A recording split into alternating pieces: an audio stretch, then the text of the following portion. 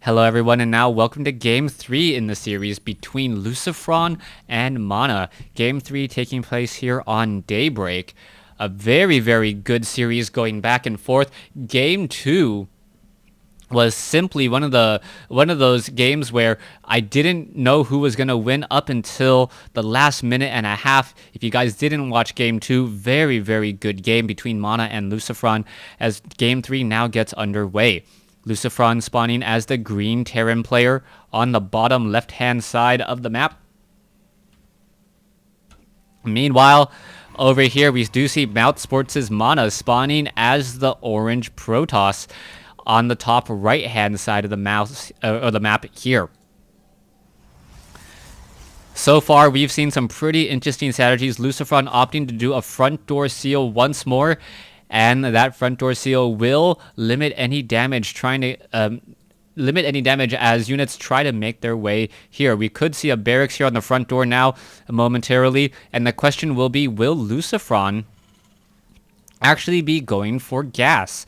If he doesn't go for gas, it will be a 1 racks expand, and the corresponding question is, will Mana be going for gas? We've seen both builds come out from both of these players, I believe, unless I think both builds coming out from both of these players, and I think it had to do with the fact that Game 1 was on Entombed Valley. Game 2 on Ohana, both players had the gas build, but perhaps this time they're giving a little bit of respect to each other, both sides deciding to go for a gasless expand again, as we're now seeing a probe make its way across the map. All right, we are at 2 minutes 40 seconds into this game. SCV now making its rounds. This one particular supply depot will not get taken down. A Marine will be trained up, and the probe of Mana, without any proper scouting information, will be playing in the dark. Lucifron will scout out his opponent's natural expansion, spot the Nexus, and then pretty much know, based upon the timing of that Nexus, since it was established sometime around I would say around the 3-minute mark, a little bit before the 3-minute mark, that there is going to be a significant delay in Stalkers and Warp Gate. Lucifron takes a look. He sees pretty much inside. He sees everything he needs to see. 16 probes on gas, minerals now, 3 probes on gas there. They are being transferred, as Lucifron looks to set up his own expansion here. So economic game is underway.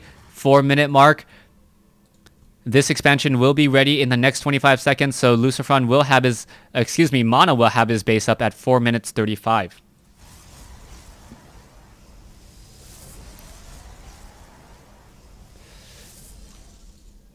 Now, the question I have for Mana at this stage is, what is he going to be doing for follow-up? He needs to get out some Zealots. He needs to get out some Stalkers. We all know that. But is he going to actually try and put down any pressure here? There are Marines in position. You can see that the probe is going to try to get in. Does not spot anything. But he has a good idea that there's a command center or an orbital command not too far away.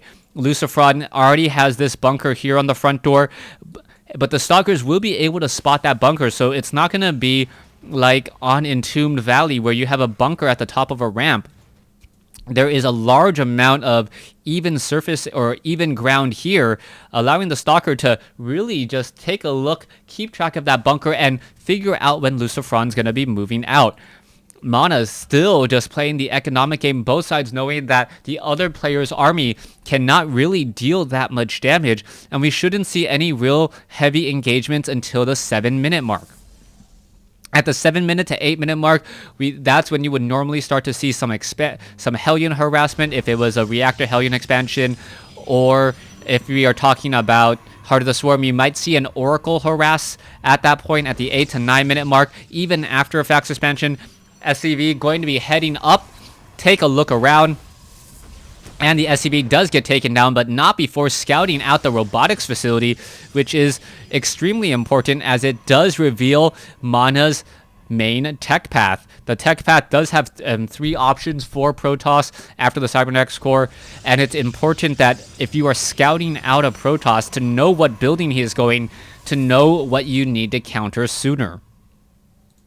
Terran players have a much more linear tech path, barracks into factory into starport. The question is which production buildings would actually be trained and used. SCV taking a little bit of a love tap from that one particular zealot as it is still scouting around. And what Lucifron wants to do is he wants to know if and when a base will be established down here.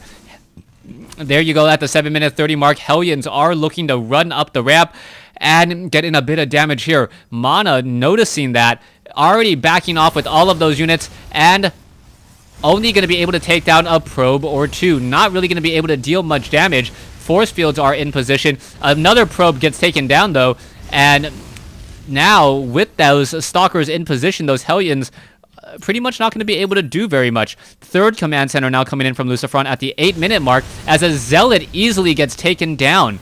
These Hellions moving around the map, are they going to be able to get where they want to go? I do not believe so. Stalkers will be able to intercept them, but not before another unit gets taken down here. So Lucifron dominating with a lot of map control at this stage. Lucifron does spot those stalkers up on the high ground right there, and he knows that he cannot rush in or charge in head first, as those stalkers are rather effective against Hellions, since Hellions do not deal that much damage to them.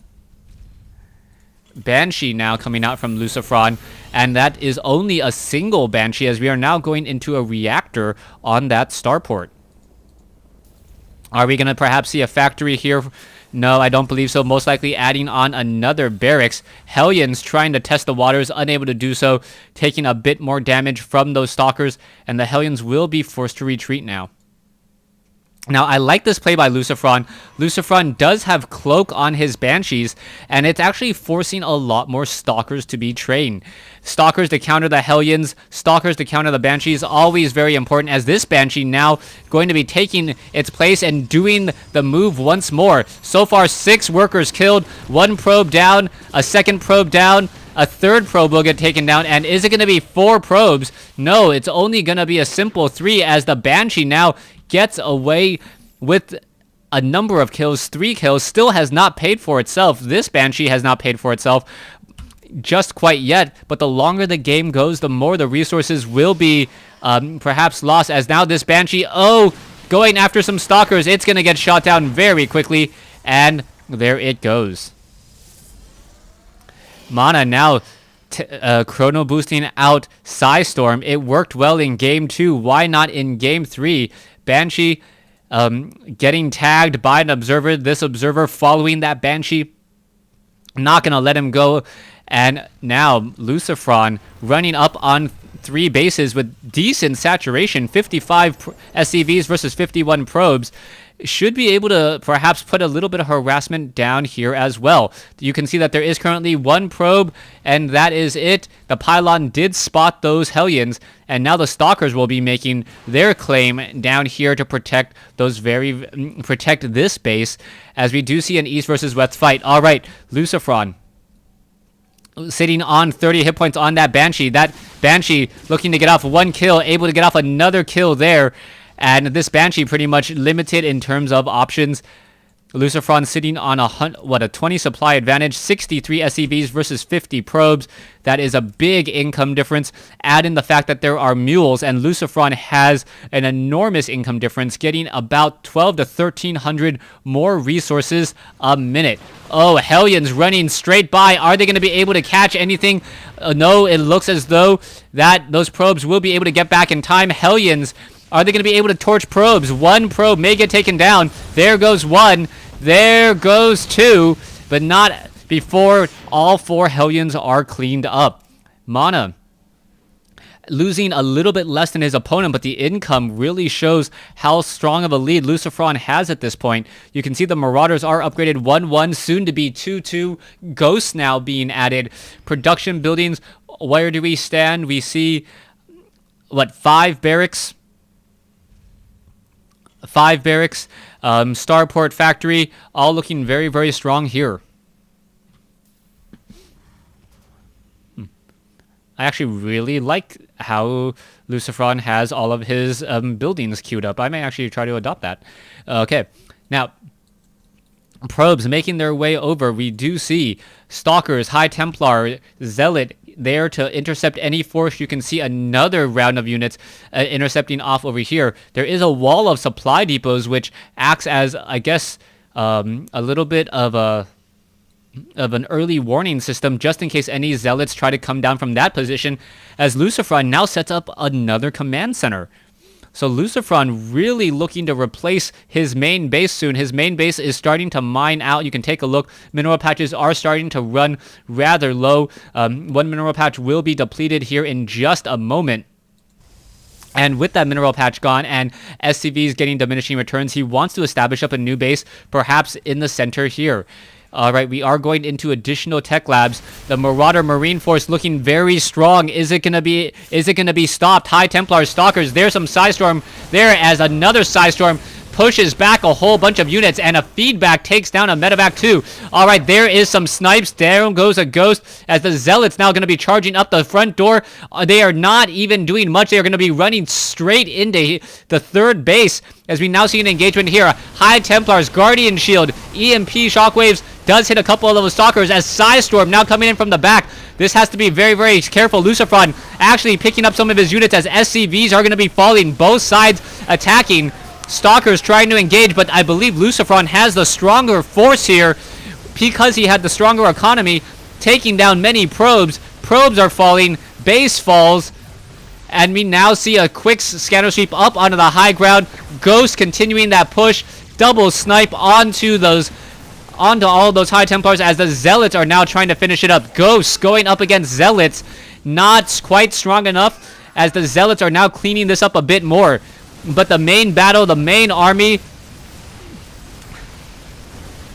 just walking in, and mass Marauders, mass Marines completely destroying Zealots, unable to do anything. As Mana says, GG, good luck in the finals. Lucifron takes this series 2-1. Thanks for watching. Thanks for listening. Hope you guys enjoyed it.